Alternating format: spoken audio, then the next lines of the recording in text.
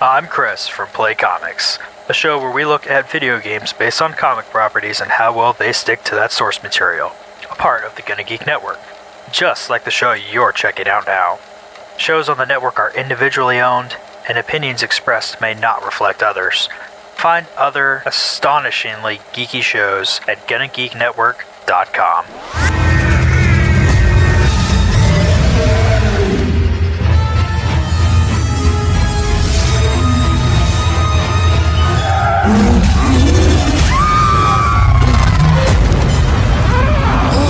Gross. It's the Hell's Kitchen sewer dragon. Hold on to your ass!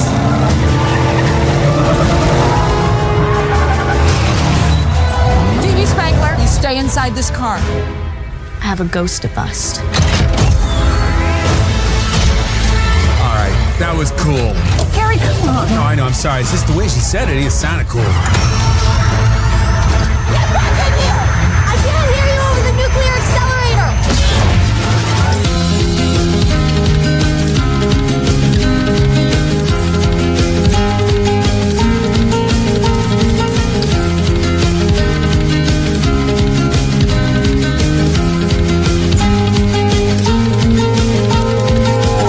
Hi, everyone, and welcome to Smoking and Drinking in Space. This is a sci-fi podcast from a couple guys who think they know sci-fi. And this week, we review the movie that crams as many characters into the story as possible to cover up the fact that there's little to no story, starring Carrie Coon, Paul Rudd, McKenna Grace, and a whole laundry list of others. It's 2024's Ghostbusters Frozen Empire.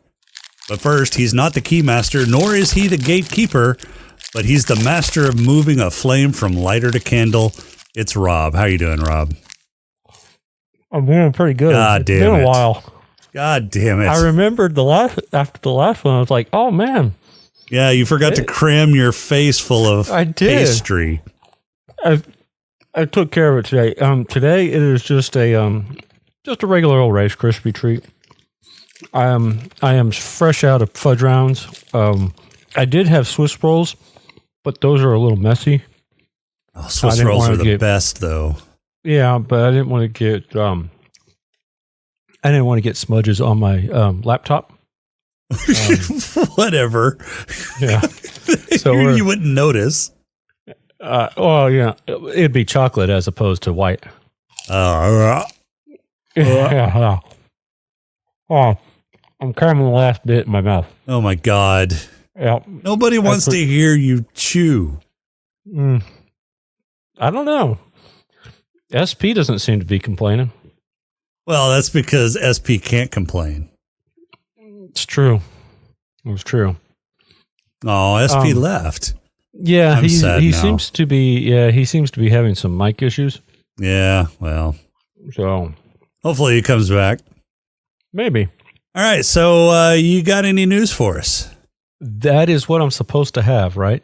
It is what you're supposed to have. And it's All right, it's awesome. a wonder that you have it when you do. Well, so I am glad that you were not ready right when I said that I was ready, because I wasn't ready. But I am ready now. I So had you all the didn't have news. news. No, I had all the news items. I just forgot that I was supposed to pull them up. So what have you been doing this entire time that we haven't been recording this show and you haven't had to provide any news? Have you just been super rocked up? Dude, I have been so backed up. It's ridiculous. I am glad that we are back this month, because I've gotten to go twice. Here pretty soon you're going to be going like weekly. What? What? Really? Yeah. What's going on? I don't know. Stay tuned until the end and we'll find out. Dude, this is amazing. That's what 'Cause we call a teaser in the biz. Well, yeah, and it's like a huge teaser, because I honestly don't know. because you haven't. I have an inkling suspicion, but you have neither confirmed nor denied it yet. So therefore, I don't know if it's really happening. We'll see. Yeah. All right, so you ready? Yep. All Lay right. it on us. Are you Are you familiar with a movie that came out maybe sometime last month involving spiders, but not spiders? Wait a second. I already did this one. No. This one's a different one. Are you sure? Yeah. Because we had this conversation. Well, we had or will have. We will have this conversation. We will have this conversation later. Yeah. Yes, I'm familiar with that movie, and it sucks right. balls. Don't go watch it. Yeah. So the interesting thing, just to add fuel to this dumpster fire, is Madam Web is officially a bigger flop than Morbius because it got pulled from theaters after just 5 weekends.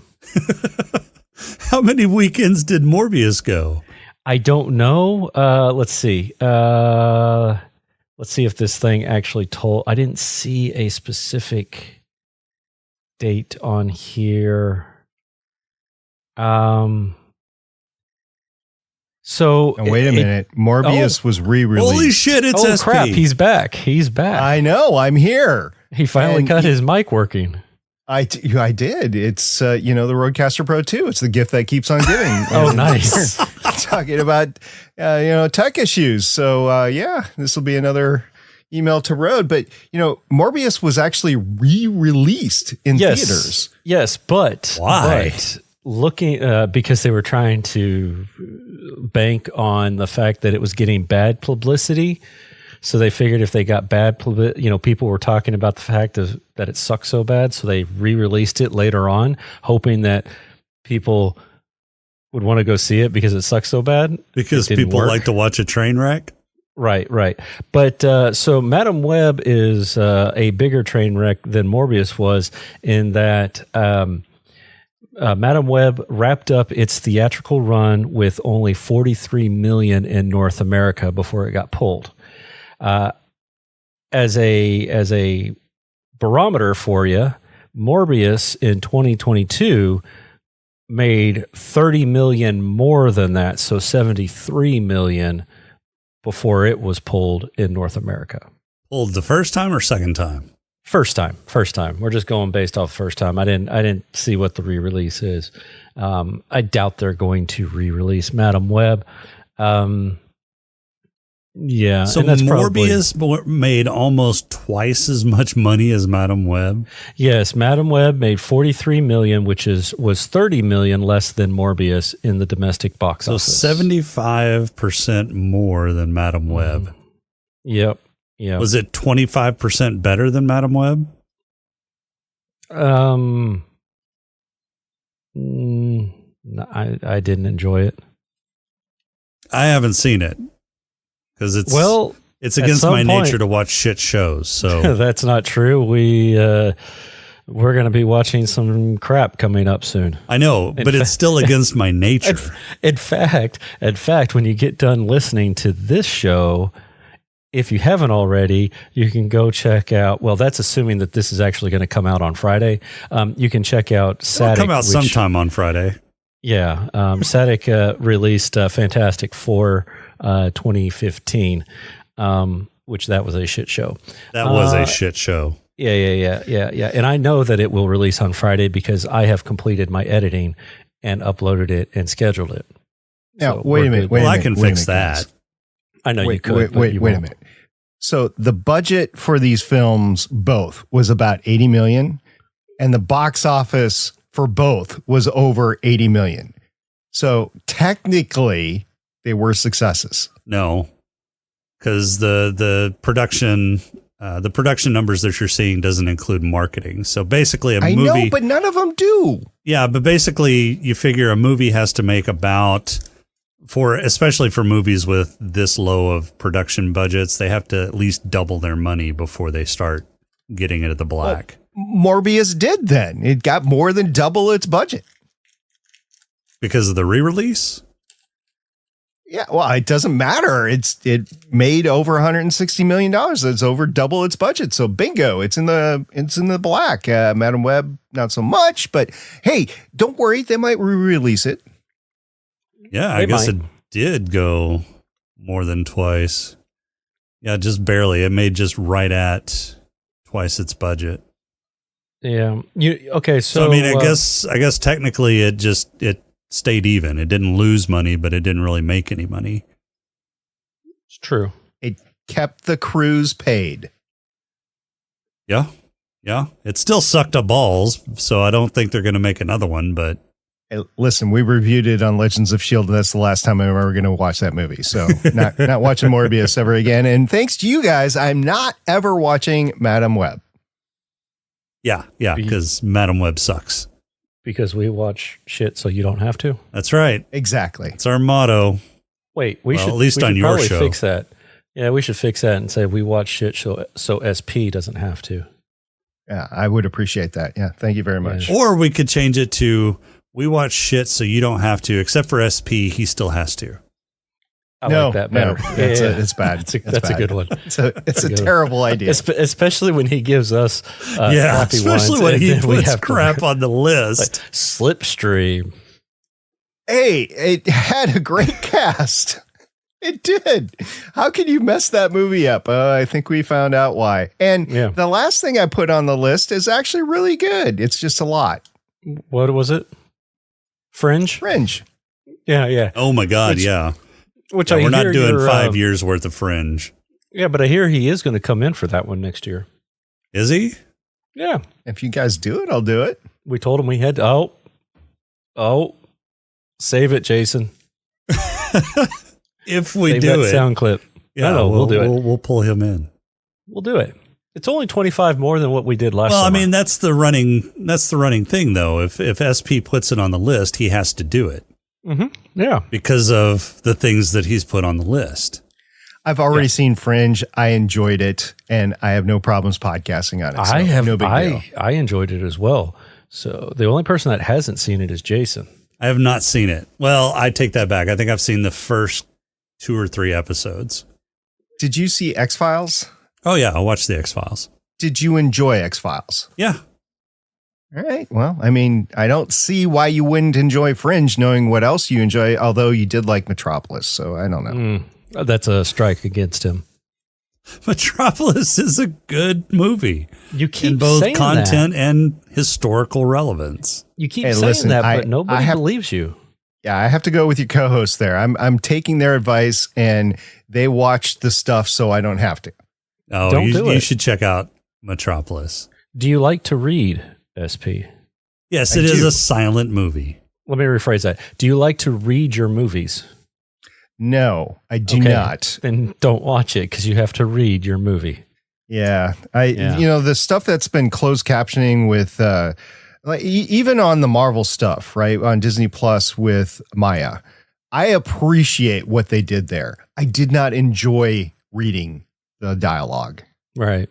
Okay. Well, if you don't enjoy reading dialogue, you don't want to check out the new Shogun series, which is actually really good. Wasn't planning on it, but yeah. Yeah.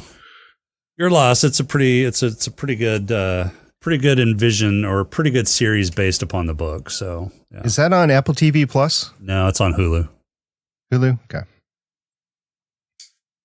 All right, Rob, what's your next story now that we've so we were talking spent about another 10 minutes talking about not news.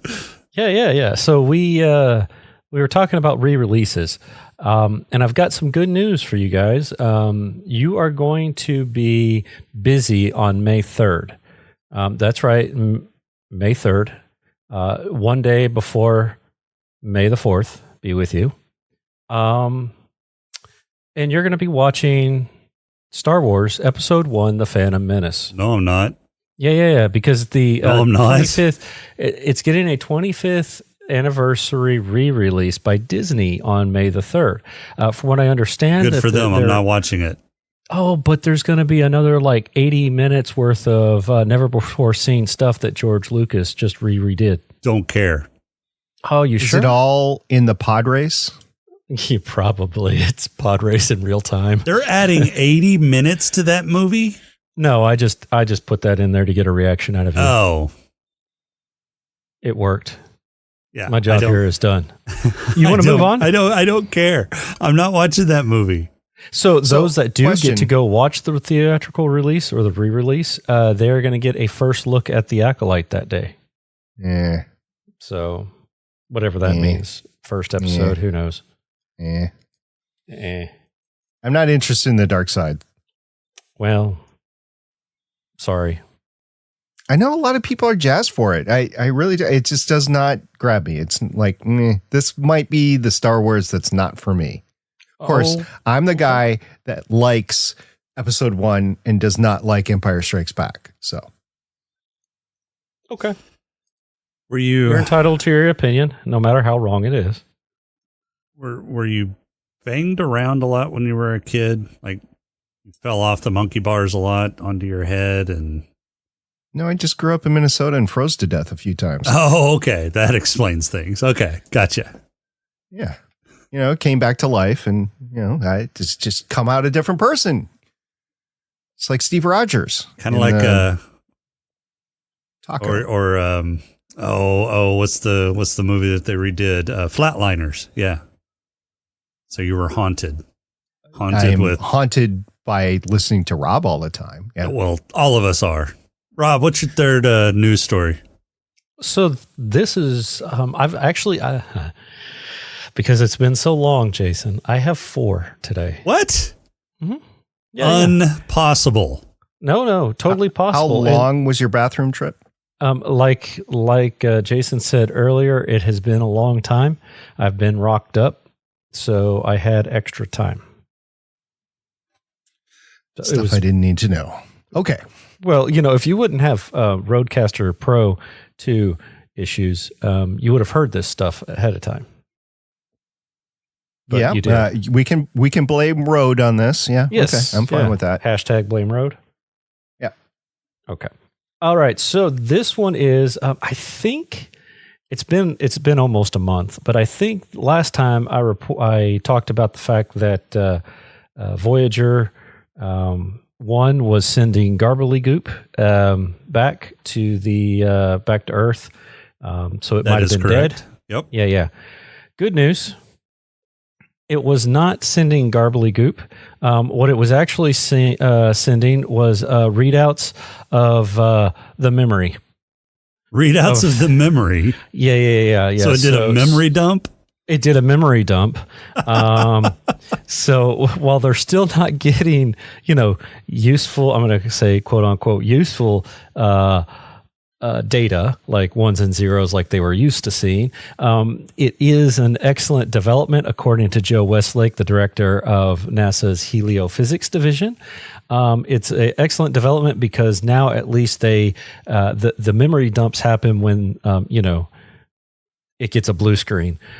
So they can at least figure out what's wrong with it and maybe hopefully figure a way around it, whether it be a bad sector of memory or something else that's having issues. They'll be able to work around it, hopefully, and get it back up and running. Right. Yeah. So SP, you'd probably know better than either of us. The cosmic radiation out where Voyager is at that point is much less than what it had when it was farther into the solar system, right? Not necessarily true. I mean, if you're talking cosmic radiation, it's probably bigger. The solar radiation, once you're outside of the heliosphere, is probably less. So cosmic, bigger, solar, less. Okay. So, but do we know comparatively what cosmic speaking, what's the ratio of, or what's the, how much cosmic radiation is there compared to helio or solar radiation when it was in the, because it's similar radiation, just from different sources.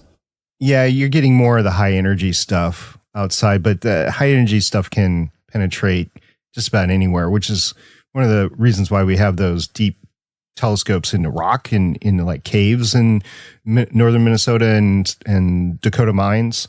So yeah, you're probably right that the cosmic radiation, and I have to look this up to be honest with you, but the cosmic radiation probably doesn't change all that much just because of the high energy of it. But the solar radiation goes down.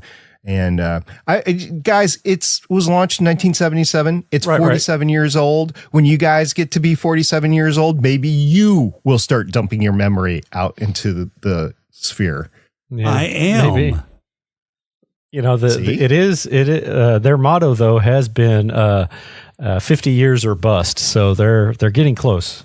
Well, what I'm saying is with the cosmic radiation, I mean that radiation has the ability to like knock bits out of memory, right? So it has the ability to change the voltages within that the memory stores. So it may have actually kind of fucked up some of the hardware in there. Well, I think 47 years outside getting radiated has done that. Right. I don't think it's because it's outside the heliosphere. I just think it's 47 years old, and electronics don't fare that well when they're not that well protected. And you might think, well, they knew they were going to send it out. Why didn't they protect it? Because it was like, you're not going to encapsulate it in a sphere of lead that was just too much weight to get out. So yeah, it's been vulnerable the whole time. Yeah. But it's been kicking longer than they were expecting. Yeah. So I mean, good on it. So have you. Well, yeah. But I like to defy the odds. What's your next story? All right. So are you guys aware of a telescope that's out in space? No. Which one? Oh, choose one. Those are vicious rumors. There's no telescopes out in space. Well, I'm talking to SP. He's part of the... I'm guessing you're either talking about the Hubble or no, James not that Webb. one. Yes, that one. Okay. Yeah, James Webb. So the James Webb telescope, it's out there. And apparently right now it's pointed at two... At a green screen in a studio. Well, yeah, but on that green screen is two youthful stars. And apparently... I didn't know this, but the James Webb Space Telescope is a booze hound because it has found complex organic molecules that are found in alcohol, specifically ethanol, floating around out there next to the stars. These youthful stars. Because these youthful stars, they're probably what, 21? Our equivalent of 21 years old. So they're out there just partying, living their best life. So it found a fraternity galaxy someplace. Yeah. Yep, a fraternity. And it's got to be a fraternity because it also found an ingredient that is used in vinegar. Acetic acid? Sure. I don't know. That's what vinegar is. It just says another ingredient found in vinegar. So, yeah, it found some molecules. So ethanol and acetic acid. Mm-hmm. Yeah, it sounds like a good time. So when are you headed out there? Well, I don't know which one's going to be first. I was going to say as soon as SpaceX gets to and from Earth orbit in one piece. Well, they do that all the time. Well, with the Starship, I need to be able to. Not with people. They do it with satellites all the time. They don't do it with people. No, they do it with people. They do. They've got the crew, the Dragon, Crew Dragon. Oh, yeah, I guess that's true. Because they put somebody up in the space station, right? Yeah, they've done. They just launched the 8th crew up there, and I was they going to had say 7, but I was off. A demo before that. Yeah, so they've launched 9, and that's just the government to the space station. They've also had private flights too, so they're like at a dozen now. Dude, they're orbital flights. Yeah, they're making NASA look. Dude, catch bad. up. Yeah, NASA hasn't. They had a private Axios. Axios has had a private flight to the space station, and I believe they've had 2 other flights. One was just a trial, and one was with that big giant cupola they had on there, so they could open it up and see the stars and the Earth and everything. Yeah, I thought those were just kind of parabolic flights, though. They went up and they came back down. No, they were up there for days. Nice. All right. Anything else? That's gonna be it. I mean, I mean Is that not enough? I mean, that was 4, so you did spend extra time on the toilet this week. I did. I do have a kind of a cool picture of these two party stars. Oh, yeah? I went ahead and put it in the super secret chat cave. But there's some icy. One looks like a snowflake. It is. Yeah. So I mean, that's kind of cool, kind of swirly. Looks like a fancy drink, so they're definitely clubbing. Interesting. All right, who's ready for a pod crawl? Well, I am. Is SP sticking around for the whole show? No, I'm not. First of all. Second of all, pod crawl on what specifically? Oh, he doesn't even know what we're reviewing. No, I don't. I tried to ask you beginning. before, but this Rodecaster Pro 2 screwed me. So what are we wait. When you were having issues, could you hear us? You just couldn't say anything? I heard you the whole time. Yeah, I was talking the whole time. You guys didn't hear me. Nice. No, Yeah, we didn't. We had no idea what you were saying. So even saying you sound so beautiful, SP, was like super sarcastic. And you thought I thought you were actually saying that you could hear me. I've got a recording of it. So nice. SP literally talking to himself. That's awesome. I didn't know that. That's awesome. I'm older than 47. All right, dump my memory. The first sign of memory dumps as you start talking to yourself in riddles. So what are you guys reviewing? We're reviewing Ghostbusters Frozen Empire. Oh, well, I haven't seen it. So I will have to bow out now. Thank you very much for allowing me to come in and ridicule you guys, and for you guys, to ridicule me. I really appreciate it. No worries. And we'll catch you guys later. All right. All right. Check you later. All right. Bye. All right. Let's do this. Yes. We can call it, I don't know, say a pod crawl? The pod crawl! Pod crawl! Pod crawl! Pod crawl! Excellent! Insert it deep! Pod crawl! Kind of like a space suppository full of information. Right, so imagine this, folks. We've got Ghostbusters, but with a twist. Picture New York City, 1904, where firefighters stumble upon a frozen gentleman's club. Not the kind of chill you'd expect from a night out, eh? And what's playing on the phonograph? Some ancient karaoke? Nope, just extinct languages. Talk about a party foul. Fast forward to today, and we've got Callie Spengler and her gang taking over an old firehouse like it's a haunted Airbnb. But there's drama brewing, folks. Mayor Peck's throwing shade at the Ghostbusters like it's confetti, threatening shutdowns left, right, and center. Callie's got her hands full, especially with her rebellious teen Phoebe getting grounded from ghost-busting duties. But hey, who needs to be out there catching spooks when you've got family drama to deal with, right? Meanwhile, Ray and the gang are on a shopping spree for cursed objects. Because, nothing says retail therapy like picking up items possessed by ancient demons. And lo and behold, they stumble upon this orb that's got more history than a museum exhibit. Turns out, it's holding back a demon named Garaka who's got a thing for cold weather and mind control. What's next? A demon with a snow globe collection? But wait, it gets better. Phoebe, in a classic oopsie moment, accidentally releases Garaka into the world. Smooth move Exorcist Jr. Now we've got a demon on the loose, freezing the city like it's a giant Slurpee machine. And guess who's got to clean up the mess? Yep, you guessed it, the Ghostbusters. Armed with proton packs and a whole lot of sass, they take on Garaka and his ghostly gang. It's a showdown of epic proportions, with more sparks flying than a 4th of July barbecue. And just when you think it's game over, Phoebe pulls a Hail Mary and sends Garaka packing back to Demonland. New York City is saved, the Ghostbusters are hailed as heroes, and roll Mayor Peck eating his own words, credits. All right. 2024's Ghostbusters Frozen Empire. So what'd you think of the movie? All right, before I say that, I just got to say, your pod crawl lady, she likes her job way too much. She's way too happy about what she's reading.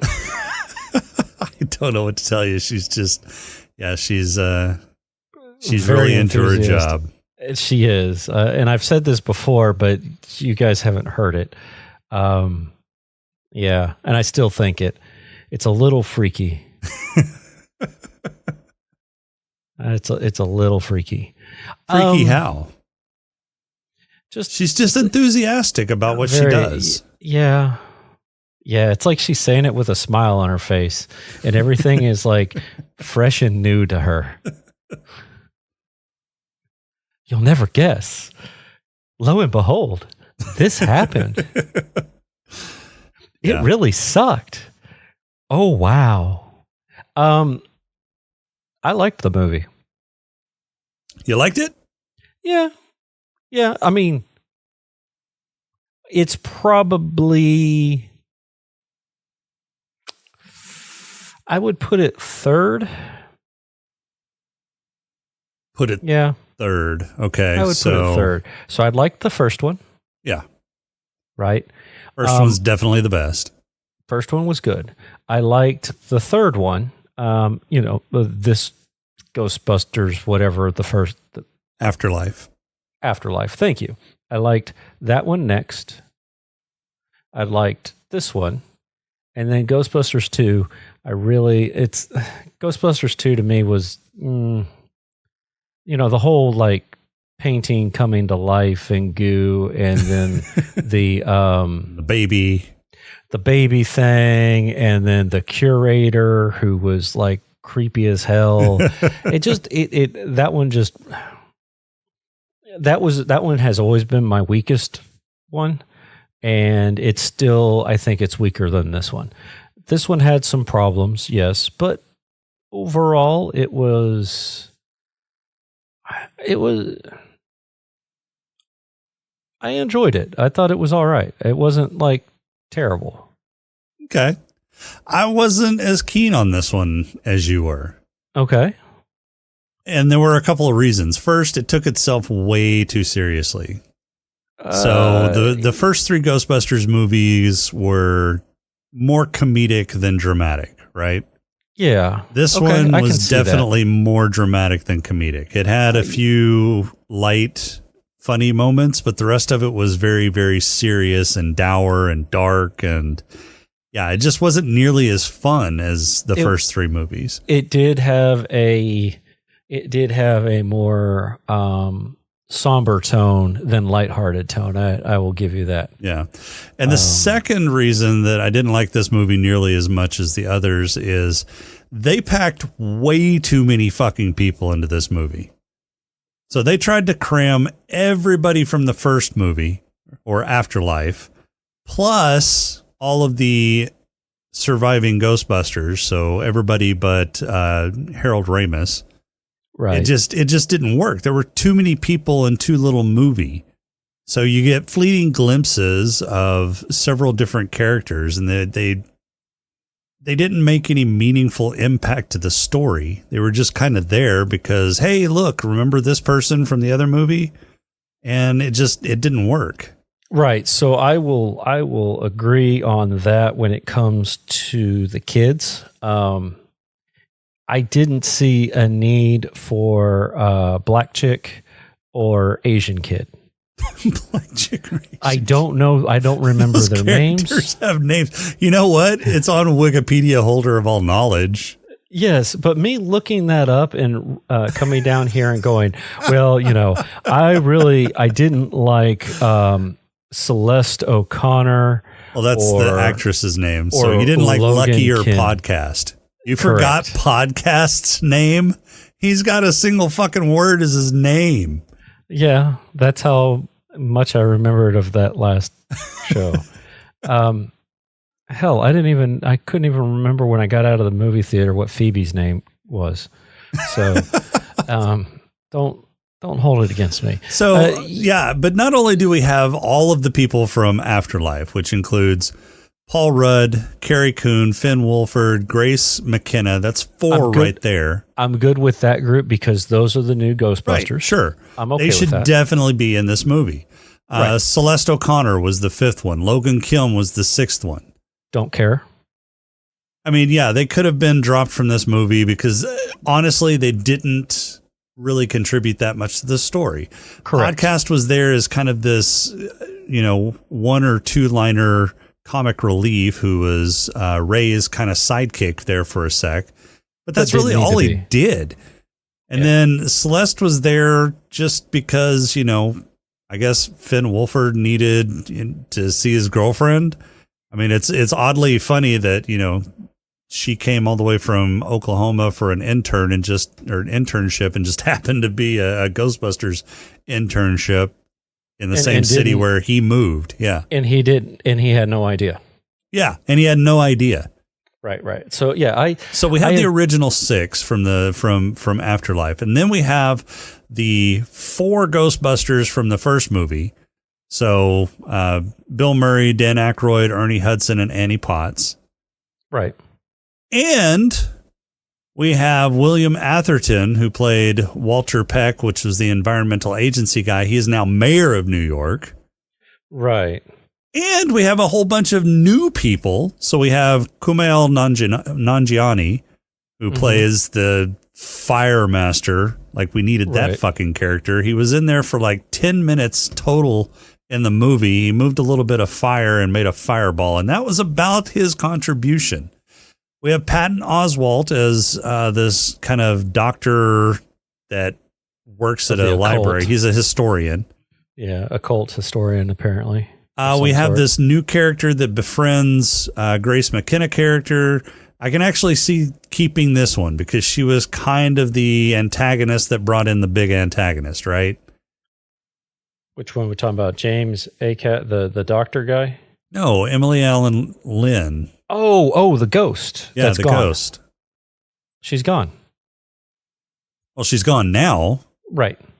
And then we have James Acaster as Dr. Lars Penfield. I don't even remember. He was the other dude at the research place. That's right. He was the one that came up with the ghost extraction machine. Yeah. Right. Which, okay, so let's talk about all that there. So I was okay with the old crew showing up at the end, because they kind of did that in the first one. I'm okay with them showing up because this is kind of a huge big bad. It wasn't that bad. I kind of wish there was less Dan Aykroyd in there. Why? You don't like Ray? Well, no, just in terms of that character, less. It made sense in the first one because they were new to the whole thing, and it was kind of a tie of trying to get Spengler and all that together, right? So I was okay with it there, but in this one, yeah, he's dealing with the occult or whatever, but it was kind of like, okay, he's in there a lot. When it was supposed to have already been a passing of the torch, so to speak, right, in the first one. Right. I was okay with the amount of screen time we had with Ernie because they established that he was Mr. Moneybags in the first one, right? Right. So it made sense that Mr. Moneybags, one, he bought the place for the guys, right, for the new Ghostbusters, to keep it from getting condemned. And lo and behold, they were also working on a larger containment facility because they realized that, hey, it was the 80s and we didn't care. I'm okay with that stuff. And I'm even okay with Annie being kind of the go-between because they kind of established that at the end of the first one too. So those personally didn't bother me. And again, not enough Bill Murray to really matter. He did his normal psychobabble, bullshit stuff, right. Testing you, but not really testing you. No, and that he was good. testing him. He was testing him. He was the one that figured out that, Nadeem had some hidden abilities. Right. Yeah. No, I mean, he was testing them and everything, but it was kind of off the wall, off the cuff type of test stuff, similar to what we saw in the first one with the checking whether or not you were clairvoyant or what have you. It was kind of a homage to that. With the whole headpiece and all that fun stuff. But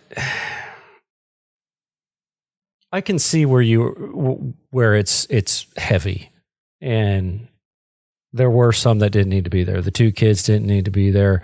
I really don't even think that we needed Lars, that doctor kid, but it does make sense that he's kind of the person that's running that thing. He's kind of, he was helping do that. The ghost Melody, I didn't see an issue with that. It was kind of there to help move. Yeah, I'm fine with Melody. The big bad. Yeah. So, I mean, and then the mayor thing, he was so not in it very much that I didn't really even care. I recognized him from the previous ones, but I was like, whatever. It wasn't enough for me to even care about it. So I don't know. It was heavy. It was thick, but it wasn't enough to matter too much.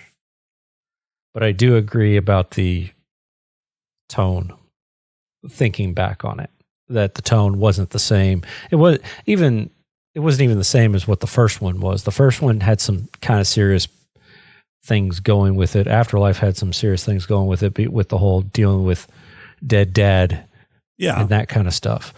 But it was ultimately kind of lighthearted. Yep. This one, teen angst and that kind of stuff just kind of overtook it a little bit. Yeah. The teen angst really got old pretty quick. And really, really skirting the line with like suicide. I did feel that. Who was suicidal? Phoebe. You think? I didn't get that impression at all. I was feeling maybe not necessarily suicidal outright, but she was questioning what it was like to be a ghost and if anybody, would notice and blah, blah, blah, so it had, to me, it felt like it might be going that direction a little bit, it had those notes of it to me. Yeah. Okay. I can kind of see that. Yeah. She got kicked off of the Ghostbusters or whatever. And then it turned into, what's it like to be a ghost? And then, let me basically kill myself to become a ghost. Yeah, for only 2 minutes.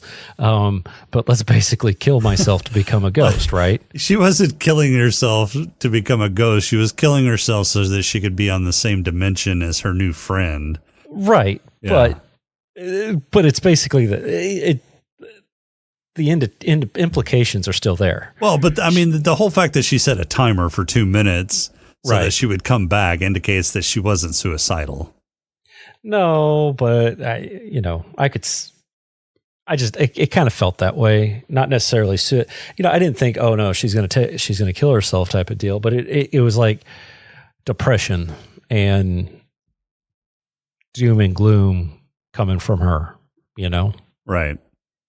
Yeah. It's just, I mean, even Afterlife, like you said, was more lighthearted than it was serious. And I agree with that. I think Afterlife had a really good balance of being, dramatic and dark, but offsetting that really well with a lot of the comedic stuff that we saw in that film. Right. And I think Paul Rudd really helped a lot with that in Afterlife. I didn't see him. See him as big a role in this one, or even as impactful of a role in this movie. I would go so far as to say he was a supporting character. This was very much the Phoebe show. This was very much McKenna Grace.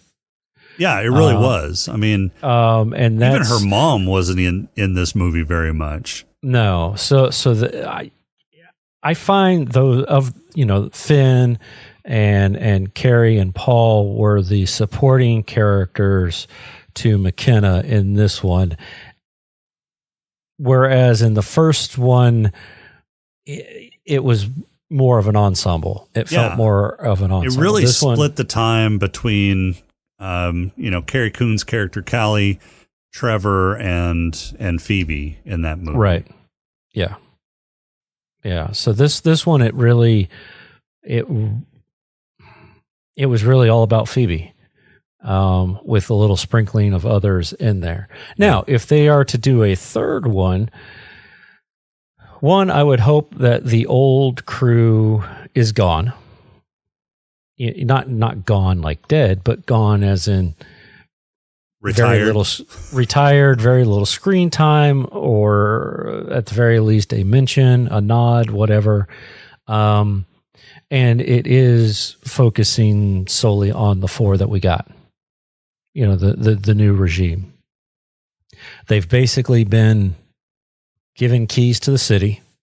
They're in the good graces of the people, despite everything the mayor tried to do. So I would think the next one would be more about busting. I'm not sure it's going to make it to a next one. Yeah, you never know. Well, you never know, but this one has so far only made $68.5 million against a $100 million budget. It's only been in the theaters for one weekend. Oh, I get that. So I think it's not gotten great reviews either. That's true. It's pretty 44. Mixed reviews. Yeah. Yeah, that's true. Maybe not. So it's doing, but it did better than Afterlife though, in its opening weekend. True. So who knows? I mean, their budget wasn't, but I mean, it barely did better than Afterlife. Yeah. It's $45 million in the opening weekend versus 44 for Afterlife. Right. So they increased the budget by $25 million for the second one. Where do you think they spent that? Cast is going to be part of it. I think cast was a big part of it, and maybe I'm going to go with visuals. You think? Yeah. Yeah, they used quite a bit of practical effects in this with some probably CGI overlay. Right. But both the Slimer ghost and Garako were practical effects. They were puppets. Yeah, but I seem to remember Afterlife had very minimal CGI going on. Yeah, up until the end. Whereas this one, they had this one did have the dragon. Yeah, they had the sewer dragon and that kind of deal. Yeah, the lion, I'm pretty sure was all CGI. All of the stupid little Stay Puft Marshmallow Men were all CGI. So that's where I would guess is a combination of cast and CG, because they basically had 15 main actors in this, main characters, whereas the first one was starred the 4 with a few more being. Yeah, there were some cameos. So Murray, Aykroyd, Hudson, and Potts's roles in that movie were pretty much just cameos. Right. That would be my guess. Is a lot of it went to that cast because there was significantly more screen time. Yeah. For those others. So, did you stay for the post-credit scene? I did, where the Stay Puft stole the Stay Puft truck. Yeah, I didn't stay for that, so I missed it. You didn't miss much. Yeah, I didn't figure I did. No, the dude was filling up his truck, went to the vending machine to get something, and the Stay Puffs. At first, it made it seem like it was the possessor, because you saw some red lights and stuff. But then they show that the Stay Puffs basically had hijacked the vehicle and were driving it and what have you. Gotcha.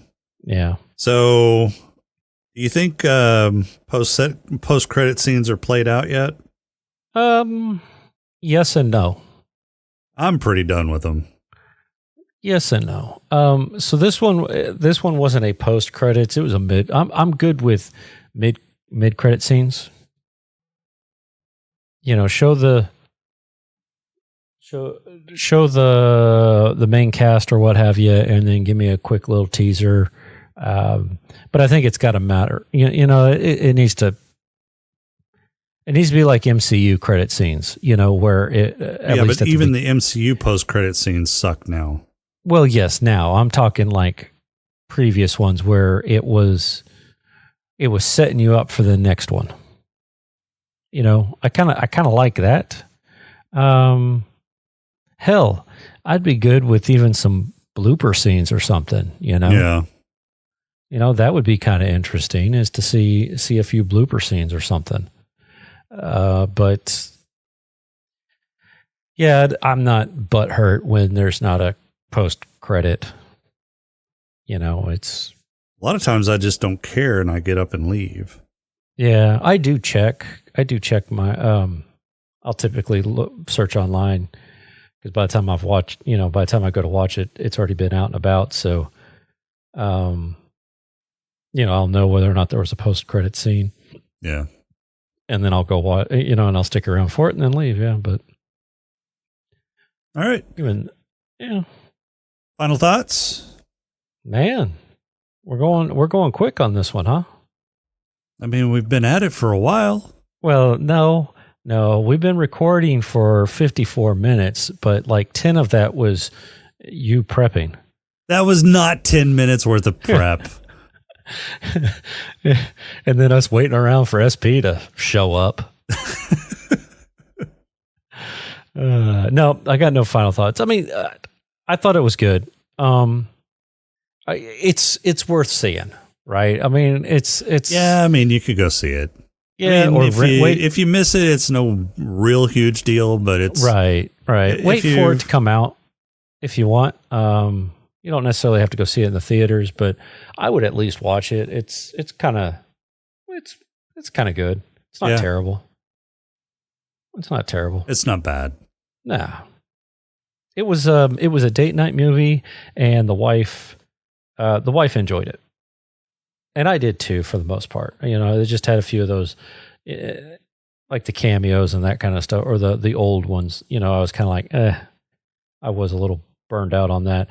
You know, I half expected, and I told the wife this. I half expected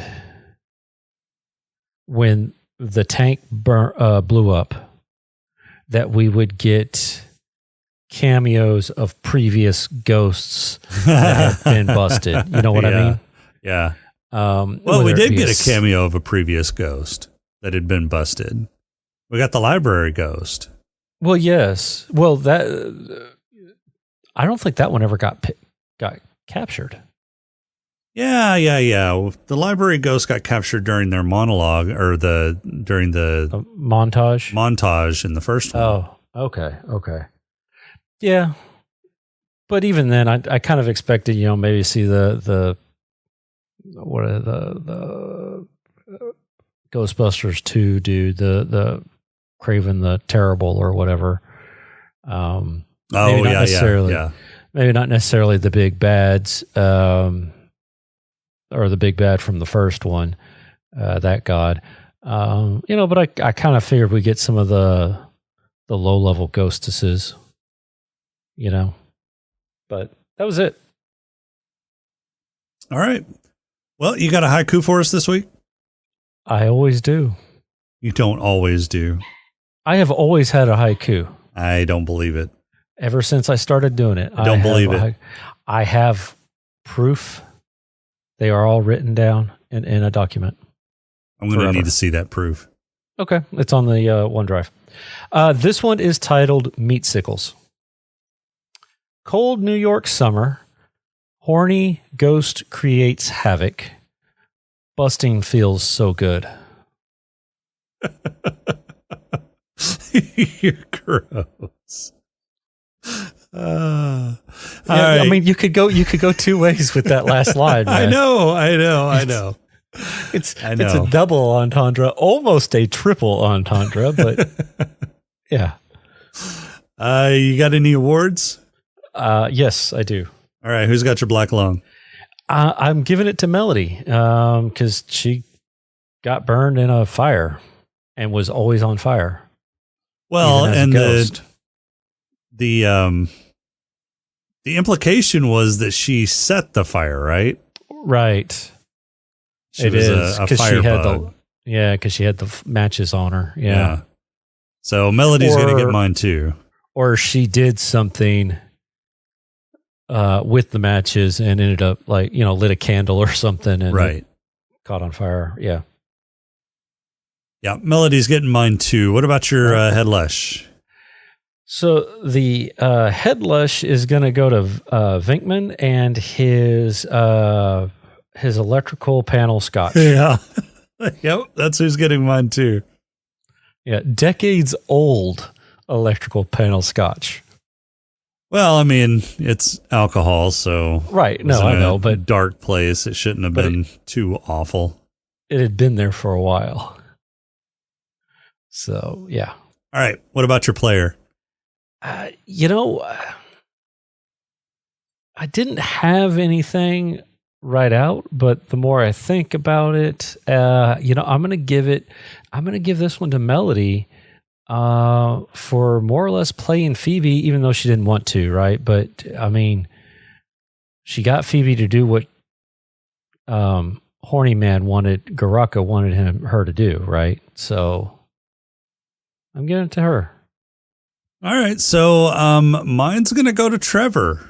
I think that the whole reason that Lucky came up to New York for that internship was so she could be close to Trevor.